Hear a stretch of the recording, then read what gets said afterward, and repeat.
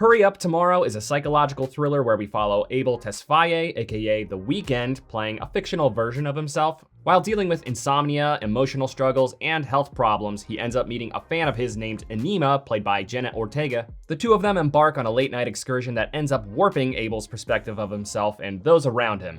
Given how cryptic the marketing for this movie has been around plot details, I think I'm gonna follow suit and just leave the synopsis at that. From what I understand, there are aspects of this movie that are derivative of The Weeknd's actual life experiences, but I'm not here to draw those parallels. I did not do any research on his life or his music. I'm just here to talk about this movie, whether or not I think it's worth checking out for those of you who are like me and don't really care for his music, and what I think the film is about based on just one viewing experience. This movie for some might seem like little more than a sensory experience, but if we look a little bit deeper, it seems to be a story about delusions of grandeur. It's about people who think they're entitled to more based on their own majesty and how they feel that they're just misunderstood by those around them, when in reality they're just egotistical and detached. We follow a couple of characters who see their isolation as the result of others misunderstanding them, rather than acknowledging that they're pushing others away through their narcissistic proclivities. It's a bit of a duality piece. An early indication of this is that in the beginning of the movie, it cuts back and forth between each of them effectively saying goodbye to parts of themselves. The jumping back and forth between each of their situations is a statement that there is a connection between the two of them that will be uncovered. Being a celebrity, Abel is someone who us normies could see being a megalomaniac. It is not uncommon for people with high profiles to be entitled, and this movie definitely portrays him that way. And Anima isn't too dissimilar. She similarly feels misunderstood in her own ways, but she also serves as the opportunity for Abel to open his eyes a bit wider. A large driving force between Abel's character is a recent emotional fracture that he has suffered in the movie,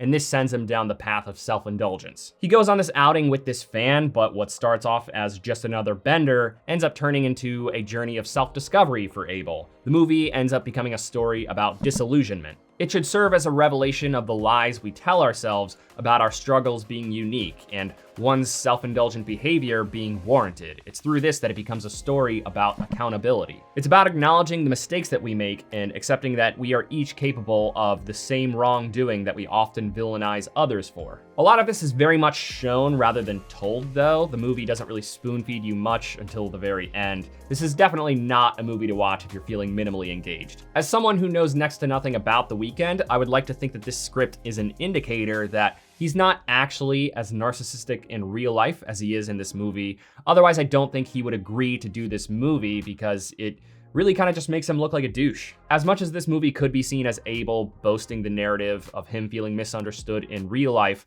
I would argue that the intention is actually to do the opposite. It seems like it's just acknowledging a dark period of his life that he had to overcome, told of course through a fictional story. Like, there's a lot here that just screams, hey, this is just a fictional story, do not take it as gospel. Which I guess could also be seen as self-indulgent, as if he, as a celebrity, owes it to the world to acknowledge his own follies, because, you know, we were just very concerned. Anyway, that's probably the best I can do to summarize this movie's core subjects without entering heavy spoiler territory. Without having these themes to dig for, though, the movie will otherwise probably feel really dreary. If we were to back off from treating this movie like a character study, it would feel like there just isn't much story, at least not one that is interesting or cogent. Because on the surface, this is just a strange misadventure where two characters make an unlikely connection for reasons unknown. Their initial connection is very contrived, like the way that they meet and how he was just like, hey, yeah, you should come roll with me, felt very unrealistic in a place filled with thousands of people. The movie forgoes their initial exchanges through the power of montage and drowning out the dialogue with the score, and even when it becomes cohesive, it still just doesn't give us enough to tell us about Anima. At least not enough to justify why she is the way that she is, because man, she has a very interesting personality. She does some pretty messed up things and then just drives straight to a Weeknd concert, and the last scene, that last very long scene in the movie, will leave you scratching your chin. I get that for Abel, this part is the culmination of his story, but for her, it's just very bizarre. It's hard to get a read on a character who is very perceptive and empathetic, and then also at the same time, really neither of those things. She's a very inconsistent character. It's later in the movie that the themes more aptly reveal themselves. There's a long dream scene and falling actions that paint a more solid picture of what this movie is supposed to be about. They come pretty late though, and not without the movie first putting us through several feet-dragging scenes that stagnate in pursuit of making those themes a little bit more clear. Like really, there were several scenes that ran way too long, which is really unfortunate because they had bits of good in them. They just really overstayed their welcome. For a movie that's only an hour and 45 minutes, it feels very long just because of how sluggish the pacing is. I mean, The Brutalist occupied its time better despite being literally twice as long. One of the things that keeps the movie afloat is its artistic efforts. It's overall a very experimental movie, complementing its disturbed narrative elements with some stylish editing choices. There's a lot of crossfading between scenes and shots, especially with heavy bokeh covering the screen, giving the movie a dreamlike feel. And the cinematography is also great. Like, there are some great camera techniques used to enhance the movie's visuals, and plus the 4:3 aspect ratio gives the movie a bit of a claustrophobic feel, which makes a lot of sense on shots of Abel's face. They really help us feel his sense of turmoil. I do feel like there could have been better use of his insomnia though. Like, it does play pretty well with some of the movie's more surreal elements, but it doesn't really add much narratively. It's more so the result of his struggles and an engine for stylistic choices